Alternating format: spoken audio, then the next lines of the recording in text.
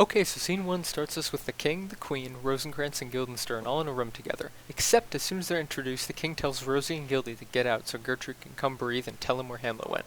Once they're safely out of the room, Gertrude tells Claudius all about Hamlet, yelling about rats and stabbing tapestries and stuff, and calls him mad like 3 times.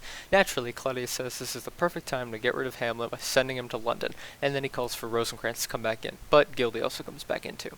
Claudius tells them to go find Hamlet and bring back Polonius's body and sends them on their way, reassuring Gertrude that his friends will know what to do in this situation, and end scene 1. Smooth transition to scene 2 gives us Hamlet in a room by himself, just finishing shoving Polonius's body in a box or something when Rosie and Gildy show up and start asking about the body. Hamlet's having none of their demands and calls Rosie a sponge because he's always sucking up to the king and getting information squeezed out of him. Naturally, Rosencrantz doesn't understand that joke, so Hamlet doubles down and calls him a fool as well. Rosie completely ignores this one and asks about the body again. Hamlet answers cryptically, implying that the body is, quote, with the king, that is, on the king's conscience. It's Gildy's turn to be confused here, and Hamlet uses wordplay to call the king a nothing, and then they all go off to see the king and leave scene 2. So, scene 3 begins with Claudius entering a room followed by a bunch of yes men and possibly women, talking about how he has flawlessly handled the situation of the deranged killer Hamlet by making the sacrifice of sending the boy away to London. Then, Rosie shows up and breaks his whole illusion by spilling the beans that Hamlet won't say where the body is. Now, the king can't let himself look dumb in front of these people, so he has Hamlet brought in before him, even though we know full well that Hamlet is just going to make him look dumber. So the king asks, where's Polly? And Hamlet's like, oh, he's at dinner, of course. And Claudius is like, oh, he's just eaten? Okay, where then? And Hamlet's like, aha! It is not him who eats, rather it is him who is eaten by the worms. And he makes this great observation that's the core of one of the themes of Hamlet, death as the great equalizer. He says that the fat king and the lean beggar are but 2 dishes at the same table. Now that's some deep stuff right there, folks. But he doesn't stop with that observation there. He goes to further belittle any person, no matter how great they were, by saying a beggar may fish with a worm that devoured a king, and then eat said fish. At this point, the king is thoroughly confused and doesn't realize the depth of Hamlet's statements here, as you and I do, so he asks where Polonius is yet again. To this, Hamlet further rags on the king by saying, well, send someone to heaven to seek him, or check hell yourself, or if he's not in either place, you might bump into him on the, quote, stairs to the lobby, by which Hamlet means purgatory, but this goes over Claudius's head, and he tells some people to go check the stairs. Then, he turns back to Hammy and tells him he will be sent to England. Hamlet remarks that this is good, and then Claudius rubs his hands together maniacally and laughs, saying, oh, if you only knew how good. Yeah, it'll be fun for you. Then Hamlet says goodbye to his mom, but not Claudius, because he observes father and mother become one flesh through sex. So his mom is his only parent, then he leaves. Then Claudius charges Rosie and Gildy to make sure Hammy leaves soon. Then Claudius rubs his hands together evilly again and says, oh boy, I can't wait for England to be the death of Hamlet! And then the yes men don't hear this and decide to end scene 3. Scene 4 time. Okay guys, so remember that subplot from forever ago about Fortinbras and old Norway? Well, it's time for that to intersect with Hamlet. So, Fortinbras, who you remember is from Norway and is attacking Denmark to get some land back, has arrived in Denmark with his forces. He sends one of his guys out to go see Claudius and leaves the scene. Now, Hamlet and Rosie and Gildy also show up and talk to this messenger. They take this moment to develop the subplot some more by revealing the forces here are from Norway and on their way to take back a little piece of land.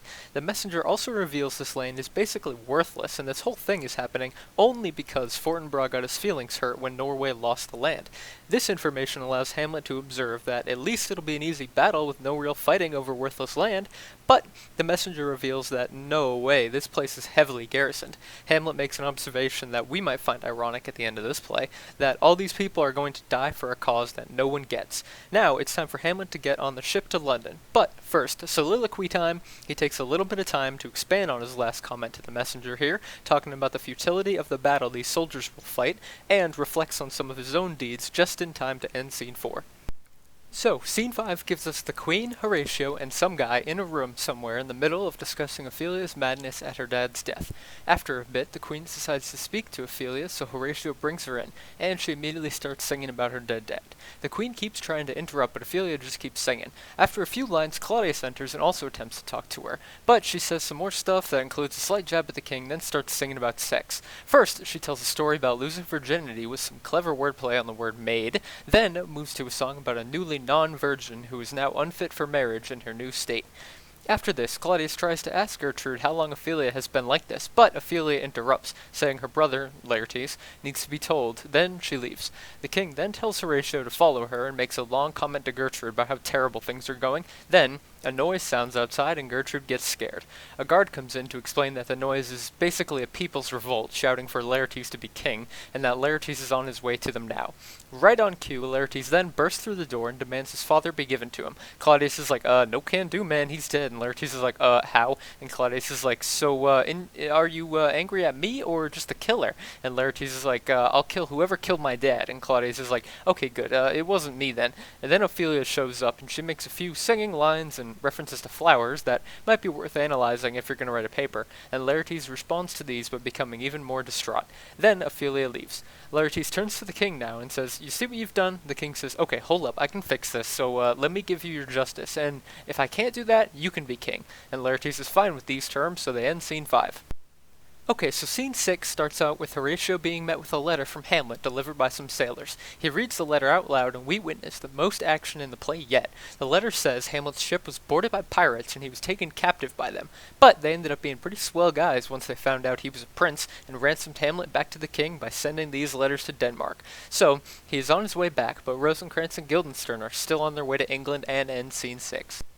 Alright, so the final scene of Act 4 starts with Claudius having just finished filling Laertes in on why they have a common enemy in Hamlet. Laertes then asks, why not just have him executed here? And Claudius is like, well, Gertrude wouldn't like that. So Laertes is like, okay, so I'm gonna get my revenge, right? And Claudius is like, do you really think I'm just gonna stand here while this guy kills people? I hope, and then he gets interrupted by a messenger with letters from Hamlet. The messenger leaves and Claudius reads these to reveal that Hamlet is to return and seek pardon from him.